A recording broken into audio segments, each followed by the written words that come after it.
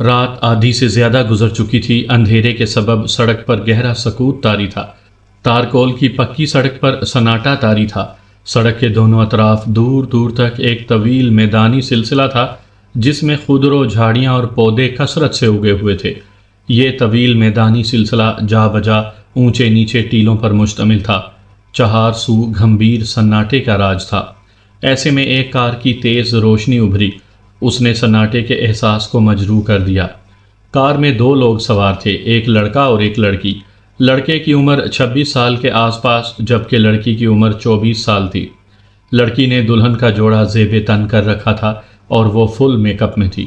صاف لگ رہا تھا کہ وہ اپنی شادی چھوڑ کر بھاگی ہے۔ لڑکے نے عام سی جینز اور ٹی شرٹ پہن رکھی تھی۔ ہم نے گھر سے بھاگ کر کوئی غلطی تو نہیں کی؟ لڑکی نے مسکرا کر اس لڑکے سے کہا۔ نہیں، محبت اور جنگ میں سب جائز ہے۔ ویسے بھی تمہارے گھر والے راضی بھی نہ تھے۔ لڑکا مسکرا کر بولا۔ گھر والے راضی بھی کیسے ہوتے؟ تم کوئی کام بھی تو نہیں کرتے ہو۔ لڑکی نے جواب دیا۔ تم جانتی ہو میں نے نوکری کے حصول کے لیے کیا نہیں کیا۔ لڑکی نے ٹھنڈی سانس لی اور اسپات میں سر ہلا کر خاموش ہو گئی۔ چند ہی لمحے گزرے ہوں گے کہ لڑکی یکدم چونک کر بولی، سرفراز، ہم کہاں جا رہے ہیں؟ ہم لوگ دانش کے گھر جا رہے ہیں۔ یہ رات گزار کر ہم لوگ شادی کر لیں گے اور کل دوسرے شہر کے لیے نکل لیں گے۔ مگر یہ راستہ دانش کے گھر تو نہیں جاتا۔ لڑکی پھر چونکی۔ یہ شارٹ راستہ ہے جو ہم کو جلد دانش کی طرف پہنچا دے گا۔ کہیں یہ وہ خونی سڑک تو نہیں جس کے بارے میں مختلف باتیں مشہور ہیں؟ لڑکی پھر چونکی تھی۔ کار بڑی ہی تیز رفتاری سے اندھیرے کو چیرتی ہوئی آگے بڑھ رہی تھی۔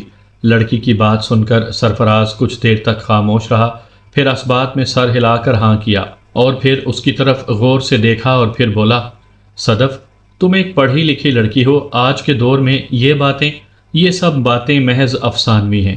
اس نے سڑک کی جانب دیکھتے ہوئے جواب دیا تھا۔ اس سڑک کے متعلق جو بھی باتیں ہیں وہ جھوٹ تو نہیں ہو سکتی۔ میرا مشورہ ہے کہ… صدف کے جملے اس کے منہ میں رہ گئے۔ اس کے حلق سے دل خراش چیخ نکلی۔ ایک زوردار دھماکہ تھا جو اس نے سنا تھا، ساتھ ہی کار کا توازن بگڑ گیا۔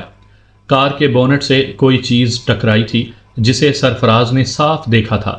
وہ نہ جانے کیا چیز تھی جس کی چمکتی سرخ آنکھیں تھیں، جس کی ایک ہی جھلک اس کو نظر آئی تھی۔ کار لہراتی ہوئی دائیں طرف میدانی حصے میں اتر گئی تھی۔ گاڑی تھوڑی ہی دور چلی ہوگی کہ کسی چیز سے ٹکرا کر رک گئی اور سرفراز کا سر کار کے سٹیئرنگ سے ٹکرایا۔ سر پر لگنے والی چوٹ کاری ثابت ہوئی جس سے وہ فوراً ہی بے سدھ ہو گیا۔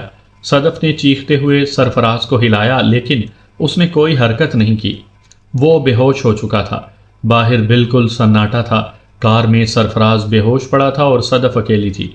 دل میں عجیب عجیب خیالات آنے لگے تھے۔ اس سڑک سے جڑے تمام پراسرار واقعات اس کے دل و دماغ میں گھومنے لگے تھے۔ اگر اس کو پتا ہوتا کہ سرفراز اس سڑک سے کار گزارے گا تو وہ کبھی بھی اس سڑک سے اس کو جانے نہ دیتی، لیکن اب کیا ہو سکتا تھا؟ کچھ تو کرنا تھا۔ چنانچہ صدف ڈرتے ڈرتے کار سے اتری۔ اس نے دیکھا کہ کار کے بونٹ پر بہت سا خون پڑا ہے۔ ہو سکتا تھا یہ اسی چیز کا خون ہو جو چیز کار کے بونٹ سے ٹکرائی تھی۔ وہ اور آگے بڑھی۔ یہ دیکھ کر وہ چونک گئی کہ کار ایک بہت طویل قد آدم مجسمے سے ٹکرا کر رکی ہے۔ اس نے غور سے اس مجسمے کو دیکھا۔ دوسرے پل وہ چونک گئی۔ یہ پتھر کا عجیب سا مجسمہ تھا۔ صدف کو سمجھ ہی نہ آیا کہ کس طرح کا مجسمہ ہے۔ اندھیرے کے سبب اس کے خد و خال ٹھیک طرح سے واضح نہیں تھے۔ بس اتنا ہوا، اس کو خوف کی ایک لہر اپنے اندر دوڑتی ہوئی محسوس ہو رہی تھی۔ وہ حیرت اور خوف سے اس مجسمے کو دیکھتی رہی تھی کہ اچانک اس کے کندھے پر کسی نے ہاتھ رکھا۔ ہاتھ کے رکھتے ہی صدف بری طرح سے اچھل پڑی اور اس کے حلق سے چیخ نکل گئی۔ اس نے مڑ کر دیکھا تو پھر چیخوں کا نہ رکنے والا سلسلہ شروع ہو گیا۔ اس نے جس کو دیکھا وہ بہت ہی خوفناک تھا۔ اس کی لال سرخ آنکھیں تھیں جن میں وحشت دیکھ کر وہ کانپ کر رہ گئی۔ دوسرے پل صدف لہرا کر اس نووارد کی باہوں میں جھول گئی۔ دوسرے دن سرفراز کی لاش پولیس نے اسی سڑک پر دریافت کی تھی اور لاش کی یہ حالت تھی کہ اس کے جسم اور چہرے پر جا بجا زخموں کے نشانات تھے اور جسم میں خون بے حد کم تھا۔ یوں لگتا تھا کہ کسی درندے نے بڑی ہی بے دردی سے سرفراز کا خون پیا ہے۔ پولیس رپورٹ کے مطابق سرفراز گزشتہ رات شہر کے ایک باعزت بزنس مین نثار احمد صاحب کی لڑکی کو اسی کی شادی سے لے بھاگا تھا۔ اب پولیس کو اس کی لاش ملی تھی، لڑکی کا کوئی پتہ نہیں تھا۔ سامعین کرام، آپ سن رہی ہیں ایک خوفناک اردو کہانی جس کا نام ہے خونی سڑک۔ یہ اس سلسلے کی پہلی قسط ہے۔ مجھے امید ہے آپ کو میری یہ کاوش ضرور پسند آئے گی۔ کاشف خان شہر کے ایک معروف بزنس مین تھے۔ انہیں اپنے بزنس کے سلسلے میں بیرون ملک سفر کرنا پڑتا تھا۔ چند سال پہلے تک کاشف اتنا کامیاب کاروباری نہیں تھا، بس چھوٹا موٹا سا کاروبار تھا جس کو چلانے کے لیے بے حد پاپڑ بیلنے پڑتے تھے، لیکن اس کی محنت اور لگن نے اس کے کاروبار کو 10 سال میں بلندی اور عروج بام عطا کیا تھا۔ عروج حاصل ہونے کے بعد بھی اس کے انداز میں تکبر پیدا نہیں ہوا تھا، ہر ایک سے محبت اور عاجزی سے ملتا تھا۔ اس کی محنت کی وجہ سے ملک کی سب سے بڑی کپڑے کی انڈسٹری اس کے ساتھ کاروباری سودے پر راضی ہوئی تھی۔ وقت رات کے 8 بجے طے پایا تھا۔ کاشف رات 7 بجے گھر سے نکل گیا تھا۔ بیگم ایک خالص گھریلو عورت تھی۔ وہ ہمیشہ ہی ان بے وقت کی کاروباری میٹنگ سے چڑ کھاتی تھی۔ چنانچہ جب وہ گھر سے نکلا تو اس نے ناک بھون چڑھائی تھی، لیکن ہنس کر ٹالتے ہوئے گھر سے نکل آیا تھا۔ جلد پہنچنے کے لیے اس نے ایک مختصر راستے کو چنا تھا۔ کاشف جانتا تھا اگر وہ مختصر راستے سے نہیں جائے گا تو شدید قسم کے ٹریفک جیم میں پھنس جائے گا، جو کہ گوارا نہیں تھا۔ یہ وہی راستہ تھا جس کو اختیار کرنے پر پابندی تھی۔ اس کی وجہ اس سڑک پر ہونے والی پراسرار اموات تھیں۔ پہلے پہل اس سڑک پر خاصی آمد و رفت ہوا کرتی تھی، اس کے بعد آہستہ آہستہ لوگوں میں ڈر اور خوف پھیلنے لگا تھا۔ بہت جلد یہ خونی سڑک کے نام سے مشہور ہو گئی۔ اس کی وجہ لوگوں کی لاشیں تھیں جو اس سڑک سے ملا کرتی تھیں۔ وہ لاشیں بربریت اور وحشت کا اعلیٰ نمونہ ہوا کرتی تھیں۔ لاش کے چہرے اور جسم پر زخموں کے جا بجا نشانات ہوتے اور جسم میں خون بے حد کم پایا جاتا، جس سے ایسا لگتا کہ یہ کسی درندے کا کارنامہ ہے۔ جب اس طرح کے واقعات بہت زیادہ بڑھ گئے تو حکومت کی طرف سے انکوائری ٹیم تشکیل دی گئی، لیکن ٹیم کے ممبران بھی ان حادثات کا شکار ہو گئے۔ جو زندہ بچنے میں کامیاب ہو سکے ہمیشہ کے لیے پاگل ہو گئے۔ ان کے چہروں پر ایسا خوف پایا جاتا جو کہ ناقابل یقین ہوتا۔ لوگوں نے ان واقعات کے بارے میں بہت قیاس لگائے تھے۔ کوئی یہ کہتا کہ یہ کوئی بدروحوں کا گروہ ہے جو لوگوں کو ورغلا کر عوام کا خون پی جاتا ہے۔ کوئی آدم خور شیر کی داستان سناتا، مگر ایک روایت نے زیادہ شہرت حاصل کی۔ کہا جاتا ہے کسی زمانے یہاں پر کسی ملک کے باغیوں کا گروہ آ کر رہنے لگا۔ یہ گروہ زندگی گزارنے کے لیے ڈاکے مارا کرتا تھا۔ جب یہ واقعات بڑھ گئے تو حکومت نے پولیس پارٹی ان مجرموں کی سرکوبی کے لیے روانہ کی۔ ڈاکو تو محفوظ رہے مگر پولیس والے کبھی واپس نہ آ سکے۔ اس کے بعد حکومت کوئی اور ٹھوس قدم اٹھا پاتی، ملک میں طاعون کی وبا پھیلی جس سے پورا ملک شدید متاثر ہوا تھا۔ طاعون اس علاقے میں پھیلا، چونکہ یہ لوگ مطلوب تھے اس لیے ان کی کوئی مدد نہ کی گئی، جس کی وجہ سے یہ سارا قبیلہ وبا کا شکار ہو کر مارا گیا۔ اس کے بعد لوگ یہ سمجھنے لگے کہ ان مجرموں کی بدروحیں اس علاقے میں لوگوں کو مارتی پھرتی ہیں۔ چنانچہ حکومتی اقدامات کا کوئی ٹھوس فائدہ نہ ہونے کی وجہ سے اس سڑک پر آنے جانے پر پابندی لگا دی گئی اور اس سڑک کو حادثاتی مقام قرار دے کر بند کر دیا گیا۔ لیکن پھر بھی بہت سے منچلے چلے جاتے اور پھر کبھی واپس نہ آتے، اور ان کی لاشیں اس حالت میں ملتی جو کہ وحشت اور بربریت کا نمونہ ہوتی۔ کاشف بڑے ہی پرسکون انداز میں کار چلاتا ہوا آگے بڑھتا چلا جا رہا تھا۔ دل ہی دل میں ان لوگوں کی توہم پرستی پر کہہ لگا رہا تھا جو کہ اس سڑک کو آسیبی گردانتے تھے۔ ابھی تک اس کے ساتھ ایسی کوئی واردات نہیں ہوئی تھی جو غیر معمولی ہو۔ سڑک کے دونوں اطراف طویل میدانی سلسلہ تھا جس میں خضرو پودے، جھاڑیاں اور اونچے نیچے ٹیلے وافر تعداد میں موجود تھے۔ کاشف کو کار چلاتے ہوئے 10 منٹ سے زیادہ عرصہ گزر چکا تھا مگر سڑک ختم ہونے کا نام ہی نہیں لے رہی تھی۔ سڑک تو شیطان کی آنت کی طرح لمبی ہی ہوتی جا رہی تھی۔ وہ سوچ میں پڑ گیا۔ اس کے اندازے کے مطابق فاصلہ اتنا زیادہ نہیں تھا۔ زیادہ سے زیادہ 15 منٹ کے بعد اسے مین روڈ پر ہونا چاہیے تھا جہاں سے ہوٹل سی ایگل کا راستہ شروع ہوتا تھا۔ اچانک اس کی نظر فیول میٹر پر پڑی۔ فیول کا نشان بتانے والی سوئی زیرو کی جانب اشارہ کر رہی تھی، مطلب پیٹرول بھی ختم ہونے والا تھا۔ اب شدید قسم کی پریشانی کاشف کے چہرے پر نظر آنے لگی تھی۔ ملاقات کا وقت بھی شروع ہوا جاتا تھا۔ اچانک کار نے جھٹکے لینے شروع کر دیے تھے۔ چند لمحوں کے بعد کار لہراتی ہوئی سڑک کے دائیں طرف کچے میں اتر گئی۔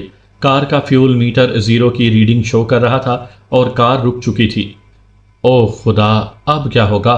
کاشف کار سے نکل کر بڑبڑایا۔ اس نے گھڑی دیکھی تو رات کے 10 بج رہے تھے۔ کاشف مزید پریشان ہو گیا۔ کمپنی کے لوگ کاشف کا انتظار کر رہے ہوں گے۔ اگر وہ لوگ انتظار کر کے چلے گئے تو ساکھ بزنس مارکیٹ میں کافی خراب ہو جائے گی۔ وہ شدید پریشان ہو گیا۔ یہ اتنا ہی وقت لگ گیا تھا جتنا ٹریفک جام میں لگتا تھا۔ دور دور تک تا حد نگاہ ویرانے اور سناٹے کا راج تھا۔ اس کی سمجھ میں نہیں آ رہا تھا کہ وہ کیا کرے۔ اچانک اس کو اپنے فون کا خیال آیا۔ اس نے فوراً ہی جیب سے موبائل فون نکالا۔ یہ دیکھ کر اس کو شدید قسم کی مایوسی ہوئی کیونکہ فون بند تھا۔ کاشف کی سمجھ میں نہیں آ رہا تھا کہ فون بند کیوں ہے۔ اس کو اچھی طرح یاد تھا کہ جب گھر سے نکلا تھا تو فون کو اچھی طرح سے چارج کر لیا تھا۔ اس کی یہ عادت ہمیشہ سے تھی کہ جب بھی وہ گھر سے نکلتا تو اپنا فون چارج کر کے ہی نکلتا تھا، لیکن آج تو بالکل ہی انہونی ہوئی تھی۔ شدید سردی کا احساس بھی ستا رہا تھا، چنانچہ اس نے گاڑی میں بیٹھ کر کار کا ہیٹر آن کر لیا۔ کچھ ہی لمحے گزرے ہوں گے کہ کاشف ایک عجیب سی آواز سن کر چونک پڑا، جیسے کوئی پائل پہنے چھن چھن کرتا چلا آ رہا ہو۔ کاشف کار سے باہر نکل آیا۔ جیسے ہی وہ گاڑی سے باہر نکلا، دور دور تک گہرے سناٹے اور خاموشی کا راج تھا، لیکن پائل کی آواز برابر اس کے کانوں کو سنائی دے رہی تھی۔ خوف کا احساس اس کے دل میں سرایت کرنے لگا۔ ویرانے اور سناٹے میں پائل کی آواز اچھے خاصے لوگوں کا خون خشک کرنے کے لیے کافی تھی۔ کاشف کو وہ ساری پراسرار کہانیاں یاد آنے لگی تھیں جو کہ اس سڑک سے منسوب تھیں۔ وہ ادھر ادھر دیکھ ہی رہا تھا کہ اچانک اس کو دور سے روشنی اپنی طرف آتی نظر آئی۔ اس نے غور سے دیکھا تو کوئی انسان ہاتھ میں لالٹین لیے چلا آ رہا ہے۔ جیسے ہی نوارد قریب آیا، یہ دیکھ کر وہ حیران ہو گیا۔ وہ ایک لڑکی تھی جو کہ دیکھنے میں دیہاتی معلوم ہوتی تھی۔ اس لڑکی نے گھاگرا چولی زیب تن کر رکھا تھا جو کہ اکثر و بیشتر اس علاقے کے بنجارے پہنا کرتے تھے۔ اس لڑکی نے خالص دیہاتی لہجے میں کاشف کو مخاطب کیا، بابو کیا ہوا، گاڑی خراب ہو گئی ہے؟ نہیں، گاڑی تو ٹھیک ہے مگر افسوس پیٹرول ختم ہو گیا ہے، کاشف نے مایوسی سے سر ہلاتے ہوئے کہا۔ اوہ، لڑکی نے تعصب کا اظہار کیا۔ بس اب انتظار ہے کوئی مدد آ جائے، مگر تم اس ویرانے میں کیسے؟ کاشف نے حیرت سے کہا۔ بابو، یہاں تھوڑی دور ایک بستی ہے جہاں ہمارا گھر ہے، ہم بھولے بھٹکے راہگیروں کی مدد کرتے ہیں، لڑکی مسکرا کر بولی۔ مگر میں نے تو سنا ہے یہاں کوئی آبادی نہیں ہے اور یہاں پر آمد و رفت کی پابندی ہے، وہ بدستور حیرت بھرے لہجے میں بولا۔ لالٹین کی روشنی میں اس نے دیکھا کہ اس کی بات سن کر لڑکی کے چہرے پر ایک رنگ سا آ کر گزر گیا ہے، جیسے وہ یکدم گڑبڑا سی گئی ہو۔ دوسرے پل وہ مسکرا کر بولی، نہیں بابو، یہاں ایک ڈاکوؤں کا گروہ ہے جو عوام کو پریشان کرتا ہے، لوگوں سے لوٹ مار کرتا ہے۔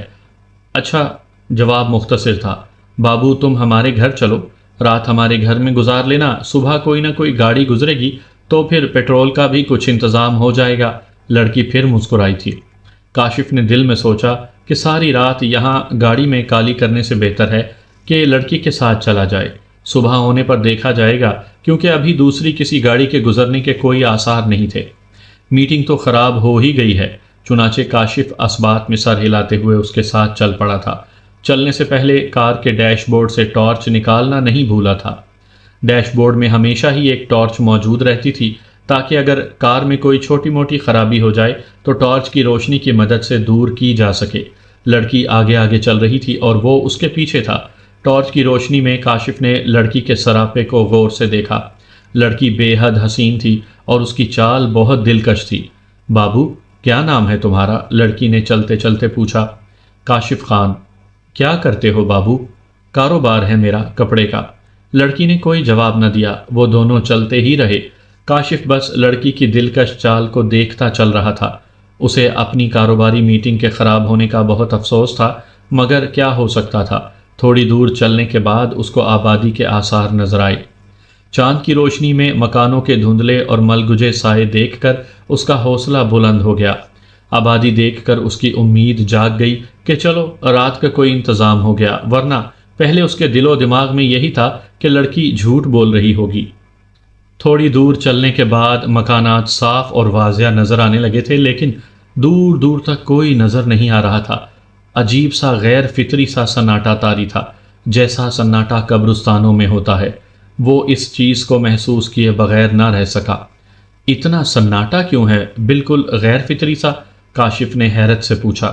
اس کی بات سن کر لڑکی چونک گئی، اپنے آپ کو سنبھالتی ہوئی بولی، تم کو پریشان ہونے کی ضرورت نہیں بابو، سیدھے سادے دیہاتی ہیں، زیادہ دیر تک جاگنے کے عادی نہیں، جلد سو جاتے ہیں۔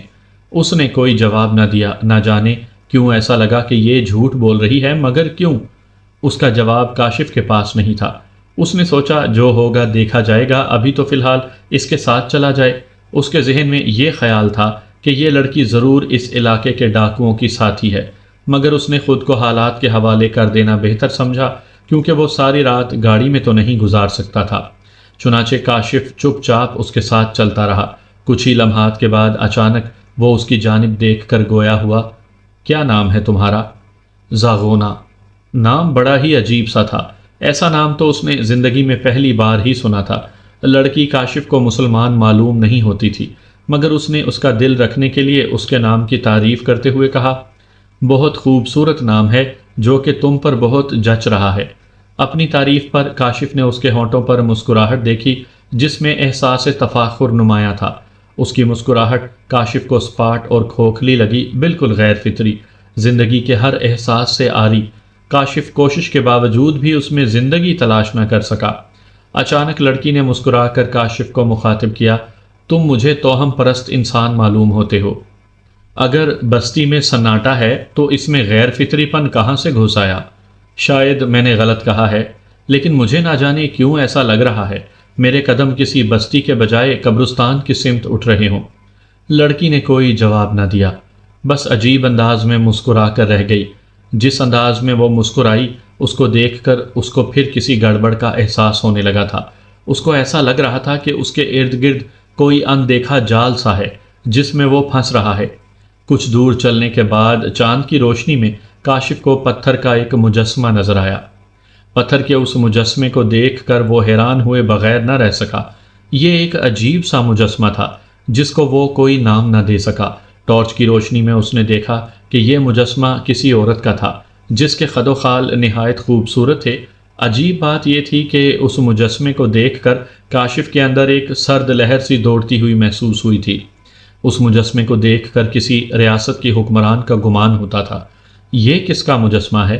کاشف نے زاغونا سے سوال کیا۔ یہ ہماری دیوی ہے رامونا، ہم اس کی پوجا کرتے ہیں، یہی ہے جو ہم کو موت کے بعد زندگی دے گی، زاغونا نے عقیدت مندانہ انداز میں جواب دیا۔ کاشف اس کے شرکیہ خیالات سن کر کانپ کر رہ گیا کہ زاغونا نے پتھر کے مجسمے سے اپنی تمام تر امیدیں وابستہ کر لی تھیں، حالانکہ امیدوں کا محور صرف اور صرف ذات واحد ہی ہونی چاہیے۔ کچھ ہی دیر کے بعد وہ بستی کے اندر داخل ہو گئے۔ بستی کے اندر مزید حیرتوں کا سامنا کرنا پڑا۔ اس بستی کو دیکھ کر ایسا لگتا تھا کہ وہ کسی دفن شدہ شہر میں آ گیا ہو۔ یوں لگتا تھا کہ یہ بستی آثار قدیمہ کی دریافت ہو۔ کوئی بھی مکان سالم حالت میں نہیں تھا، سب ٹوٹ پھوٹ چکے تھے۔ اکثریت ایسے مکانوں کی تھی جو کہ کھنڈر معلوم ہوتے تھے۔ وہ اگر مضبوط اعصاب کا مالک نہ ہوتا تو شاید بے ہوش ہو کر گر جاتا۔ رات کے اندھیرے میں لالٹین کی روشنی میں ایک پراسرار لڑکی کاشف کو ایسی بستی میں لے آئی تھی جو کہ زیادہ تر اجاڑ اور ویران معلوم ہوتی تھی۔ اب تو وہ ساری پراسرار کہانیاں یاد کرنے لگا تھا جو اس سڑک سے منسوب تھیں۔ ایک سرد سی لہر اس کو اپنے جسم میں دوڑتی ہوئی محسوس ہوئی۔ کاشف نے سوچا جو ہوگا دیکھا جائے گا۔ اس نے اپنے آپ کو حالات کا مقابلہ کرنے کے لیے تیار کر لیا تھا۔ وہ دونوں آگے پیچھے چلتے ہوئے ایک ایسے مکان میں داخل ہوئے جو کہ دوسرے مکانوں کی طرح اجاڑ، ویران اور کھنڈر سا بنا ہوا تھا۔ لڑکی اس کو لے کر ایک ایسے کمرے میں جا پہنچی جہاں دیواروں پر انرجی سیور کی جگہ بڑی بڑی موم بتیاں روشن تھیں جو دیکھنے میں بڑا ہی پراسرار تاثر پیش کر رہی تھیں۔ ان روشن موم بتیوں کو دیکھ کر کاشف نے اپنے جسم میں لرزش محسوس کی تھی۔ نہ جانے کیوں اسے یہ سارا ماحول آسیبی لگ رہا تھا۔ کمرے کی دیواریں سیاہ تھیں۔ بائیں طرف والی دیوار کے ساتھ ایک چارپائی بچھی ہوئی تھی۔ چارپائی پر ایک پرانا سا گدا بچھا ہوا تھا۔ دیوار کے دوسری طرف ایک کائی زدہ مٹکا اور ایک گلاس موجود تھا، لیکن کمرے میں کسی طرح کے پنکھے کا کوئی بھی وجود نہیں تھا۔ لیکن پنکھا نہ ہونے کے باوجود کاشف کو گرمی کا ذرا سا بھی احساس نہیں تھا، بلکہ اس کو ہلکی سی سردی محسوس ہو رہی تھی جو کہ اس کے لیے نہایت ہی حیرت انگیز تھی۔ کیا اس گھر میں تمہارے علاوہ کوئی نہیں ہے؟ کاشف نے حیرانگی سے پوچھا۔ نہیں، میں یہاں اکیلی رہتی ہوں، لیکن تم پریشان مت ہو، صبح ہوتے ہی چلے جانا تم، زاغونا مسکرائی۔ شکریہ، مگر کیا بستی کے دوسرے لوگ تمہارے گھر کسی اجنبی مرد کی موجودگی پر اعتراض نہیں کریں گے؟ اوہ، تم اس کی فکر مت کرو، یہاں کوئی کسی کے ذاتی معاملات میں دخل نہیں دیتا، زاغونا نے جواب دیا۔ مجھے حیرت ہے، اور تم اس کی فکر نہ کرو، میں تمہارے لیے کچھ کھانے کے لیے لاتی ہوں۔ اتنا کہہ کر وہ اس کا جواب سنے بغیر ہی باہر نکل گئی۔ کاشف چند لمحوں تک پتھر کے بت کی طرح کھڑا رہا اور پھر طویل سانس لے کر چارپائی پر بیٹھ گیا۔ اس کی سمجھ میں نہیں آ رہا تھا کہ وہ کیا کرے۔ اس کی چھٹی حس کسی خطرے کا احساس دلا رہی تھی، لیکن وہ کہیں جا بھی تو نہیں سکتا تھا کیونکہ اس کی گاڑی بھی خراب تھی۔ اپنے آپ کو حالات کے سپرد کرنے کے سوا کوئی چارہ بھی نہیں تھا۔ زاغونا اس کو آسیبی کمرے میں تنہا چھوڑ کر اس کے لیے کھانے پینے کا انتظام کرنے چلی گئی تھی۔ اس کو چارپائی پر بیٹھے ہوئے تھوڑی ہی دیر گزری ہوگی کہ اچانک اس کو قدموں کی آہٹ سنائی دی۔ اس نے سر اٹھا کر دیکھا تو زاغونا ہاتھ میں ایک تھال لیے کھڑی نظر آئی تھی۔ زاغونا کو دیکھ کر اس کی ریڑھ کی ہڈی میں سنسناہٹ دوڑ گئی۔ زاغونا نے اپنے جسم پر سطر پوشی کے لیے صرف ایک چادر اوڑھ رکھی تھی۔ چادر سے اس کے جسم کی رونائیاں پھوٹ رہی تھیں۔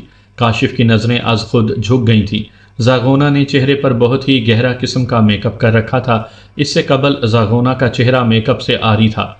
لو بابو، کھانا کھاؤ، یہ کہہ کر اس نے کاشف کی جانب تھال بڑھا دیا۔ اس نے فوراً ہاتھ بڑھا کر تھال لے لیا تھا۔ تھال لیتے ہوئے کاشف کے ہاتھوں کی انگلیاں اس کے ہاتھوں سے ٹکرا گئیں۔ انگلیاں اس کے ہاتھوں سے ٹکراتے ہی حیرت کا ایک شدید جھٹکا سا لگا تھا۔ زاغونا کا ہاتھ بے حد گرم تھا، یوں لگتا تھا جیسے کسی تپے ہوئے لوہے سے اس کا ہاتھ ٹکرا گیا ہو۔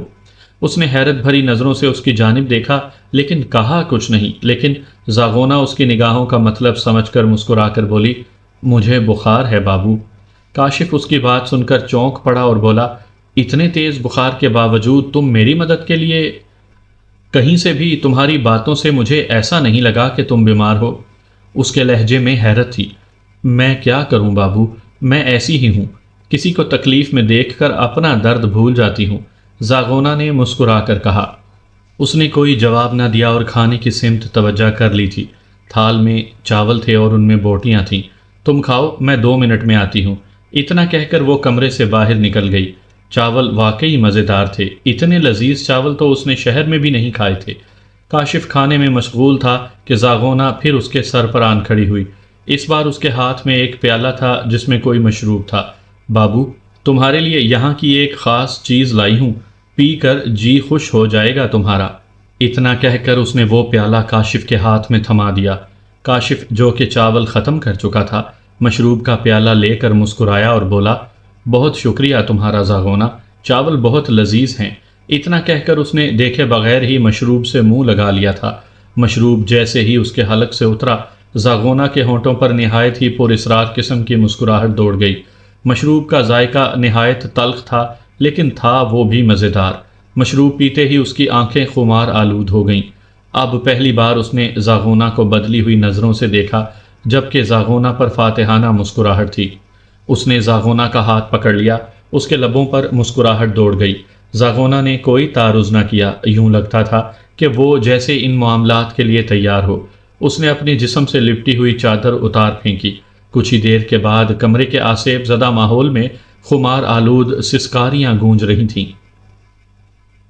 زندگی میں پہلی بار کاشف نے اپنی بیوی کے علاوہ کسی غیر عورت کی قربت حاصل کی تھی، وگرنہ اس نے اپنی بیوی کے سوا کسی نامحرم کو آج تک ہاتھ نہیں لگایا تھا۔ لیکن زاغونا کے پلائے مشروب میں نہ جانے کیا بات تھی جس نے اس کی ساری پارسائی کو ہمیشہ کے لیے داغدار کر دیا تھا۔ کافی دیر تک اس کے اور زاغونا کے درمیان قرب کا ماحول رہا۔ اس کے بعد وہ تھک کر سو گیا تھا۔ اچانک ایک تیز قسم کی چبھن سے اس کی آنکھ کھل گئی۔ درد کا شدید احساس کاشف کو اپنے جسم میں محسوس ہو رہا تھا۔ چبھن کا احساس اس کو اپنی گردن کے پاس ہو رہا تھا، ساتھ کوئی ٹھنڈی سی شے اپنی گردن کے پاس ہی بہتی ہوئی محسوس ہو رہی تھی۔ اس نے پوری آنکھیں کھول کر دیکھا تو خوف سے اس کی چیخ نکل گئی۔ زاغونا برہنہ حالت میں اس کے اوپر جھکی نظر آئی۔ اس کے ہاتھ میں ایک تیز دھار خنجر تھا جو کہ خون سے بھرا ہوا تھا اور اس کے ہونٹوں پر خون لگا ہوا تھا۔ اس کو یہ سمجھنے میں بالکل دیر نہ لگی کہ زاغونا خون آشام ہے اور خنجر کی مدد سے لوگوں کی گردنوں پر چیر لگا کر ان کا خون پیتی ہے۔ چبھن کا احساس اسی خنجر کا تھا۔ اس نے دونوں ہاتھوں کی مدد سے زاغونا کو دھکا دیا اور چارپائی سے اٹھ کھڑا ہوا۔ اس کی گردن سے خون نکل رہا تھا جس سے اس کی پوری بنیان بھیگ چکی تھی۔ دھکا لگتے ہی زاغونہ دوسری طرف جا گری تھی۔ کاشف نے فوراً اپنی بنیان اتاری اور گردن کے گرد باندھ دی تاکہ خون کا اخراج رک سکے۔ زاغونہ چلاتی ہوئی اٹھی لیکن وہ فوراً ہی کمرے سے باہر نکل بھاگا تھا۔ زاغونہ بھی چلاتی ہوئی پیچھے بھاگی تھی۔ اس کی آواز خمار آلود تھی۔ بابو بابو، میں بہت پیاسی ہوں، تیرا خون بہت لذیذ ہے، اب تو سڑک پر کوئی بھی نہیں آتا، تم آئے ہو تو ہماری پیاس بجھے گی۔ اس کا دل ایک عجیب انداز میں دھڑک رہا تھا۔ چڑیلوں کو کہانیوں میں پڑھا اور فلموں میں دیکھا تھا، لیکن اس کا اتفاق آج پہلی بار ہی ہوا تھا۔ اس کو اب پتہ لگ گیا تھا اس سڑک پر لوگوں کی جو لاشیں ملتی ہیں وہ ان بدروحوں کی مرہون منت ہیں۔ وہ جس کمرے میں گھسا تھا اس کمرے میں بھی ویسی ہی موم بتیاں روشن تھیں جو کہ زاغونہ والے کمرے میں روشن تھیں، جس سے کمرے کا ماحول آسیبی اور پر اسرار ہو رہا تھا۔ کاشف نے کمرے کا جائزہ لیا تو کمرے کے اندر کی چیزیں دیکھ کر وہ مزید دہشت زدہ ہو گیا تھا۔ کمرے کے اندر لاتعداد انسانی کھوپڑیاں اور ڈھانچے موجود تھے جن کا ڈھیر ایک دوسرے کے اوپر تھا۔ نہ جانے کن بد نصیب انسانوں کو مار کر ڈھانچوں میں تبدیل کر دیا گیا تھا۔ وہ فوراً ہی ان ڈھانچوں کے پیچھے جا چھپا۔ اب کسی بھی طرح اپنی جان بچا کر یہاں سے نکلنا چاہتا تھا۔ زاغونہ اس کے تعاقب میں آگے ہی نکل گئی تھی۔ اس کو ڈھیر کے پیچھے چھپے تھوڑی ہی دیر ہوئی تھی کہ ایک عجیب سی آواز سن کر وہ چونک گیا۔ وہ آواز اس ڈھیر سے آتی ہوئی محسوس ہو رہی تھی۔ وہ آواز نہایت عجیب سی تھی، درد اور کرب میں ڈوبی ہوئی، جیسے کوئی سخت تکلیف میں ہو، بیمار ہو۔ اس نے چونک کر ادھر ادھر دیکھا تو اس کو ڈھیر میں حرکت ہوتی محسوس ہوئی۔ ڈھیر اپنی جگہ چھوڑتا جا رہا تھا۔ اچانک اس نے ڈھیر کے وسط سے ایک ہاتھ برآمد ہوتے دیکھا۔ برآمد ہوتے ہوئے ہاتھ کو دیکھ کر اس کی چیخ نکل گئی اور اس کو جھرجھری آنے لگی۔ وہ ایک انسانی وجود تھا جو کہ آہستہ آہستہ باہر آ رہا تھا۔ اس انسانی وجود کو دیکھ کر کاشف اپنی چیخوں پر قابو نہ رکھ پایا۔ وہ انسانی وجود تھا ہی اتنا خوفناک، اس کا پورا جسم جگہ جگہ سے زخمی تھا جس سے خون اور چربی جھانک رہی تھی۔ اس کے چہرے اور آنکھوں کے زخموں پر چھوٹے چھوٹے سفید چاول کے دانے کے برابر کیڑے رینگ رہے تھے جو کہ اس کے زخموں پر لگا خون چاٹ رہے تھے۔ اس کی آنکھوں کی جگہ بڑے بڑے ڈیلے تھے اور سفید دانتوں کی طویل قطار جھانکتی نظر آ رہی تھی۔ وہ خوفناک انسان کاشف کی جانب بڑھا۔ وہ ڈھانچوں پر پیر رکھتا ہوا آگے بڑھ رہا تھا۔ جس بھی ڈھانچے پر پیر رکھتا ایک چیخ کی آواز بلند ہوتی۔ چیخ ان ڈھانچوں سے بلند ہو رہی تھی۔ وہ آگے بڑھتا جاتا۔ اس نے سوچا کہ اگر میں جان بچا کر بھاگا نہیں تو وہ مجھے جان سے مار دے گا۔